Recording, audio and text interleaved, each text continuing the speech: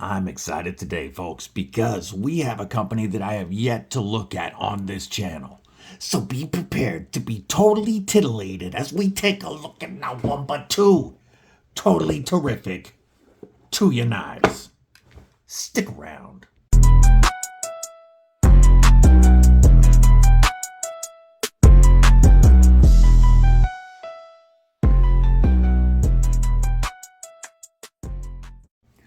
What it do, Kripple Krew? EDC with DBD, disabled but deadly. And yes, we are taking a look at two totally terrific Tuyas today.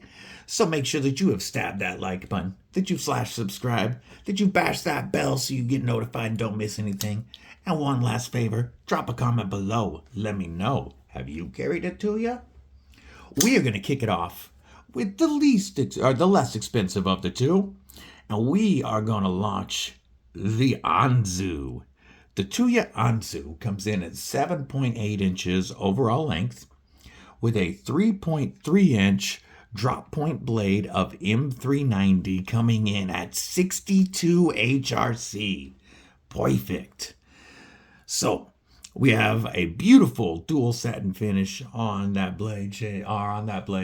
We have a 4.56 inch closed length and titanium scales with a titanium backspacer and a titanium tip-up right hand only, pretty deep carry for a milled pocket clip. This one is a liner lock, which you can see we've got about 50% lockup on that liner lock.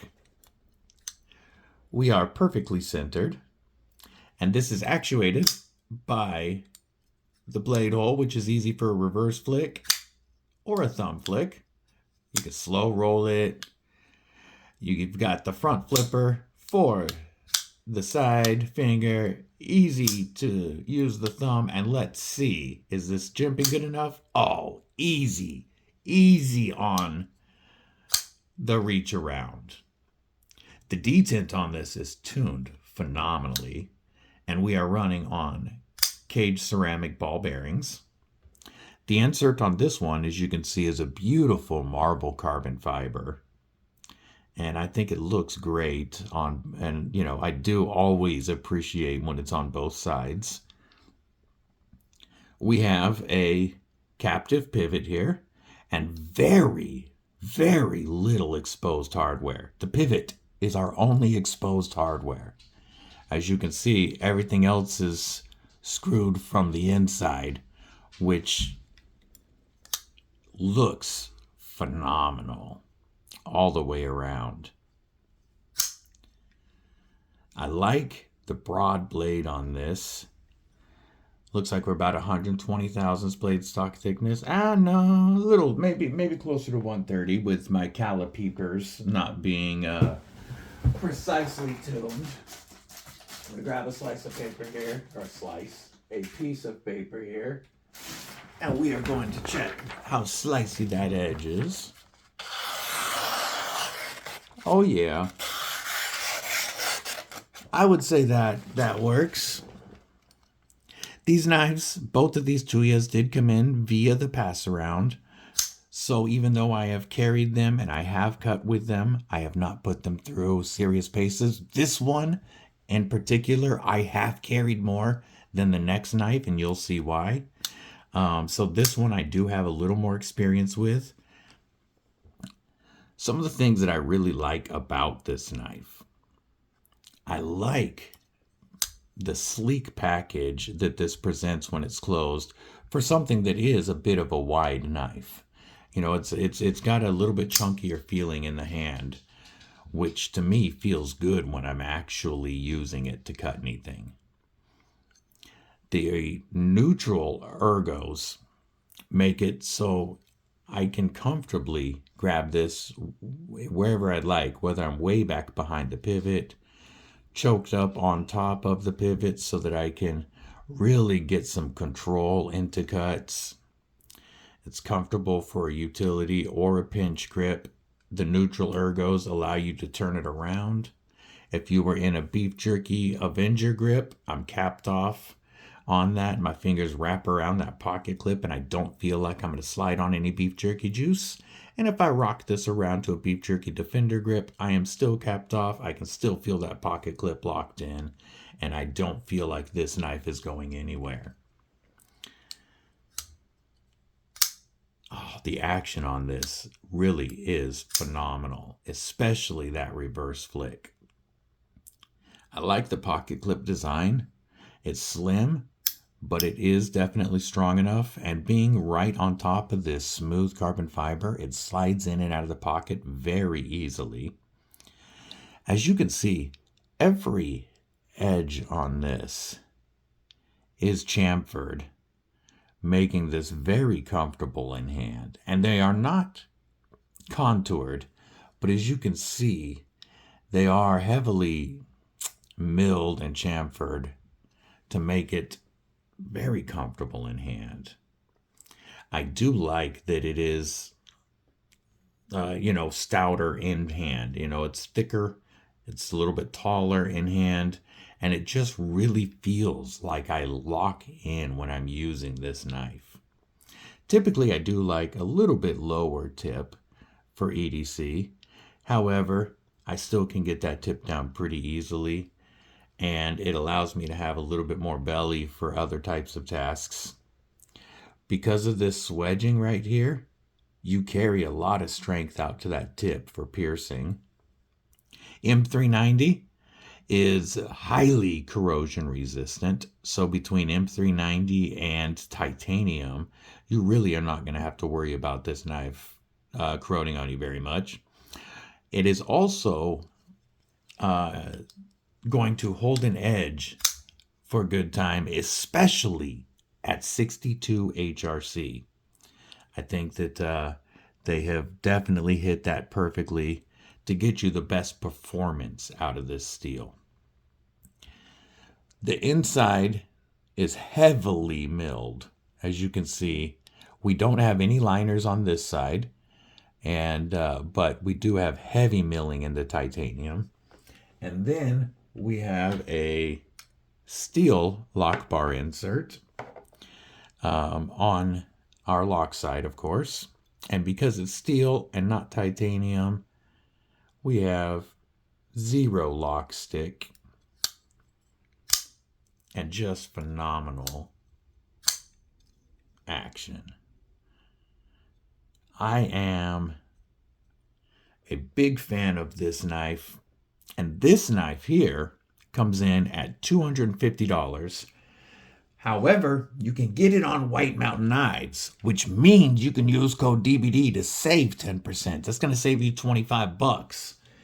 And then I think this is getting into some really nice and fair territory.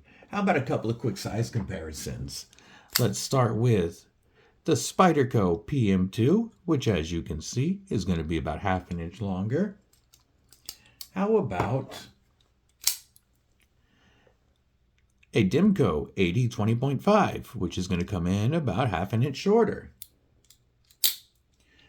And we will do one more size comparison with a knife that folks are familiar with. How about a Penguin? Here is the TPK exclusive S90V Penguin that's a full inch at least shorter. So this is what I would consider to be a full-size knife, as it's almost 8 inches. Not quite large, but definitely a full-size EDC. And I'm a big fan of this knife. But we are going to move on to the next Tuya. And this one does step up a little bit in price. This is the Tuya Strength Integral. This is one nutty knife.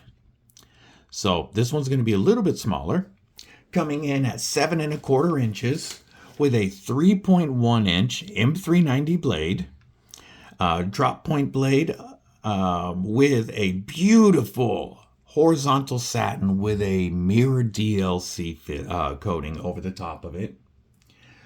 We have a 4.15 inch close length and a weight of only 4 ounces. The Tuya Strength, integral is operated by either the thumbs. Gosh, listen to those acoustics for a second.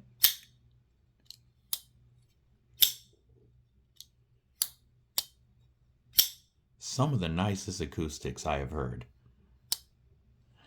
The dual-sided thumb studs, or the jimped front flipper, or the jimped back flipper. Oh, and that one, I do forget at times that you have to light switch it and keep your finger moving. Because otherwise, if you try to push button, your finger's in the way, and this front flipper comes around and gets your finger. So a light switch works every time. The acoustics on this are just nutty. Once again, we are rolling on cage ceramic ball bearings. This time, we do not have a captive pivot. However, it is T8. We are running T6 lock bar insert, T8 pocket clip screw, and that's it for our visible hardware. Oh, well, that's because it's an integral. Duh. The ergos on this are pretty awesome. I love this hourglass shaping to the integral handles here. And this being completely closed across the top makes it very comfortable in hand. It's like having a full-length backspacer. It's so comfortable. Behind that tab right there, that guard behind the pivot, I can get a full 4-finger grip with a little bit of room left. But where this is really comfortable is choking up to that blade and having some real control on it. Oh, this, of course, being an integral, this is a frame lock. We have about 45% lockup, and we do have a hardened steel lock bar insert so that we don't have soft titanium on hardened steel contact, which means we have 0 lock stick and phenomenal action. Thunk! This one is the blacked out version, and yes, it is a fingerprint magnet. And all of them have a crystallized titanium pocket clip. It is a milled pocket clip, right hand only, tip up as the gods intended. And they do also have a crystallized tie version that's like a silver crystallized tie version with color crystallized tie pocket clips and a satin blade if you don't want the black fingerprint magnet. I, however, think the black looks phenomenal. I did it again. My finger was in the way. I didn't light switch it. There we go. Yeah, you definitely can't push button it, and every once in a while I forget. Once again, we've got some nice wedging to carry strength all the way out to that tip for piercing. Once again, we do have a tip slightly above center line of the pivot, which means it's, not quite as easy to get down, but in a utility style grip, a pinch grip, I can get that tip in there for some precise work. Again, I can turn this around for all different grips. And even though this one is a bit smaller than the Anzu, it's still comfortable. I'm going to wipe all this off again. Trying to make keep this thing looking decent for you guys. We really don't have any milling on the inside, but we don't really need it either. It's balanced right here at that 4 ounces, and it feels very good in hand. I think the DLC looks gorgeous on this blade.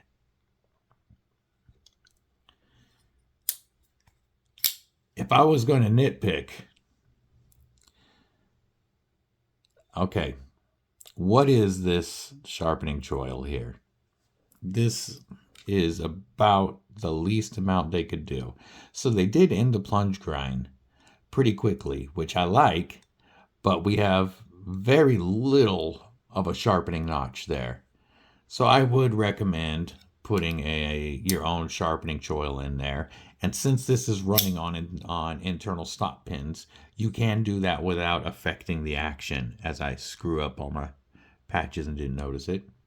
Let's give you some size comparisons. First, we're going to compare it to the Anzu, which, as you know, is ½ an inch longer. One more time with the Spyderco PM2. This one rocking the Cerberus Ultim scales and the Lynch Northwest Deep Carry clip, which, as you can see, is quite a bit bigger. How about another 80-20.5? This time, the 3V Tanto Rendition. And that is a very close comparison. That should give you a good idea of the size. The Tuya is going to be slightly, ever so slightly shorter than an 80-20.5. Let's talk price. So this guy comes in at over $400. Now, integral tie, DLC Satin M390, crystallized tie, pocket clip. Like, I understand why this one's more expensive. Good news, though, is that you can get these right now for under $400 on the Tuya website, or you can use code DBD again, because these are on White Mountain knives. And code DBD will always save you 10%. So if you check these out on White Mountain Knives, they are going to come in a little less expensive with my code. I will link both below, the Tuya website and White Mountain Knives, just so that you know I don't get anything from either of those links. But you can save money at White Mountain Knives with code DBD. Out of the two knives, this one, oh, those acoustics. One more time. This one is a little more interesting to me just because I really enjoy this hourglass shaped integral build. However, for a carry knife, I do like the Anzu a little bit better because, being a liner lock, I never lock myself out by putting pressure on that frame lock. And I just like the ergos and the extra thickness of the Anzu. The strength feels amazing still. And if you are looking to spend around $400 and you like integral knives, this is hard to beat. But if you want to save yourself quite a bit of money, spend about half the price, and still get titanium, M390, and all those amazing materials, you can almost get two of these Anzus for the price of one strength. If I was to pick one to carry daily, for me, it would be the Anzu. But I think both of these are pretty phenomenal knives. I do appreciate being able to check these out via the Passaround. I know this isn't a full review, but you guys should be used to that by now. Not every knife gets a full review. Not every knife can I beat up. But my carry experience with these knives over the past week has been awesome. I'd like to know your thoughts on both of these. Which is your favorite? I hope everybody has a killer day, night, morning, evening, whatever it is, wherever you are. Stay safe, stay frosty, and most importantly, stay deadly.